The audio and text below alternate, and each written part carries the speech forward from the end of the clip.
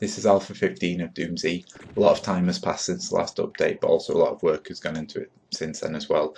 Mainly moving this across from GZ Doom into Zandronum, which has taken a lot longer than anticipated.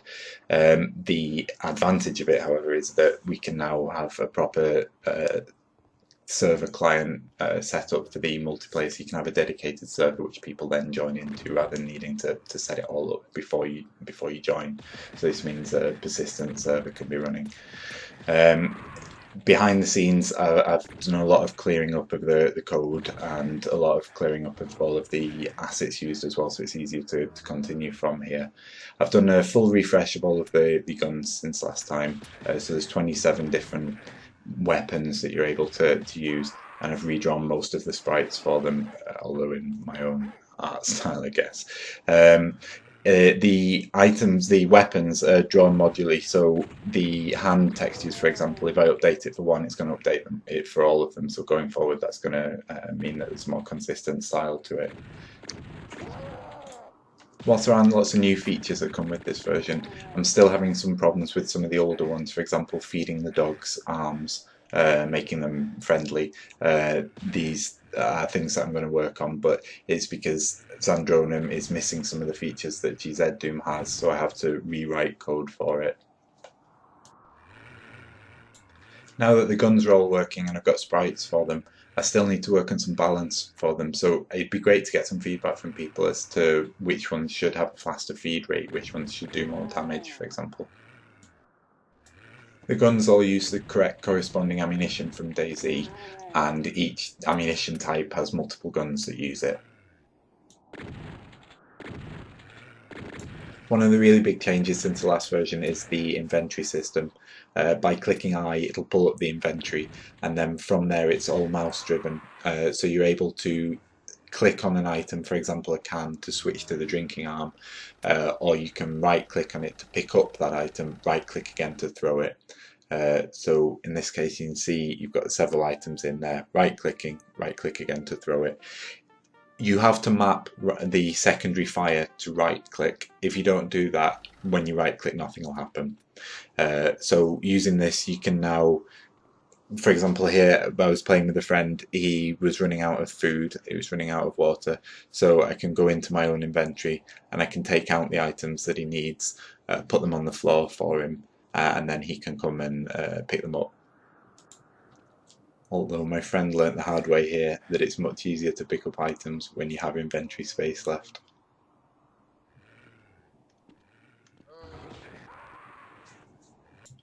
One of the new features this time is the Ghillie suit. If you pick it up, select it in the inventory and you put it on. Keep in mind though that a tree that's running around still will attract a bit of attention. Doesn't stop you from driving though, so you can still drive around while you're wearing your Ghillie suit.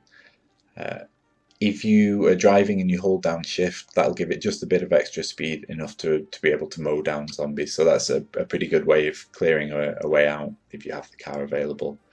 Do keep in mind though that the petrol stations are vulnerable, as is your car.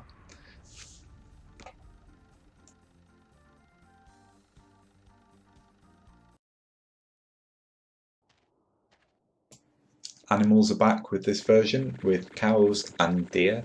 They can be shot to make chunks of meat that can then be cooked on a fire.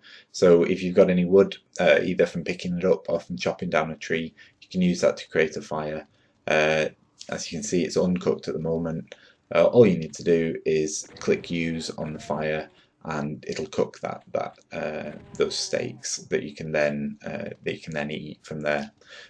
You'll see down in the bottom right the food. Once we've taken this out, once we've eaten a bit, the food is now replenished.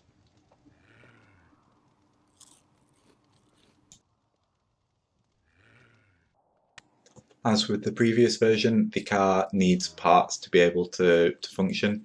You've got the petrol that goes in it, you've got 4 wheels, and you've got the battery. In this case, you've now got a new menu. Just click fit the battery, fit the wheels if they need, fill petrol from there, and then you can get in. Click use on the steering wheel to drive, and use on the door next to you to be able to get out of the vehicle. With regards to the mapping, as part of the changes that I've done, I've actually been able to add a whole new section. It's really underdeveloped at the moment, but I'm leaving it in there so that you can have a play with it. If you head near the hangars in the old town and head along the train track, it comes out into this new section. Uh, Currently, it's just a couple of test buildings and just another hangar section up there. As you can see on the map, that's the old town on the left there. This is the new section that's on the right. As of now, I'm at a stage where I'm happy to release it, but I could really do with some feedback as to whole areas of the game, really. How does it play at the moment? It's always going to run a bit slower than DZ Doom, unfortunately, but I've done some work to lower some textures, rip out some areas to make it run better. But just like to see what the frame rate's like for other people. As well, the guns, how do they feel? Which ones should be balanced differently? If you see any bugs, I'm going to put a list of the ones that I'm aware of and that I'm working on, but any other ones that you can let me know of, that'd be great. It'd be really good to get some sort of stress testing on it. Like, the most that I've had playing is 3.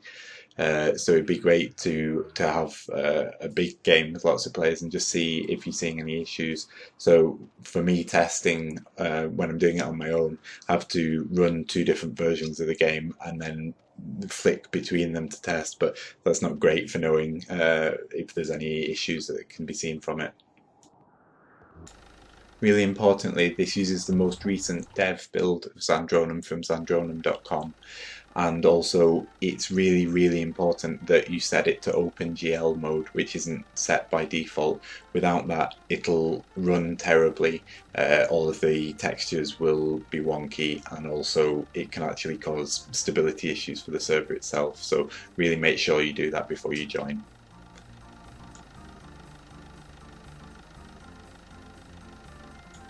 And always remember the car can be damaged, so keep out of the way of friends with AKs.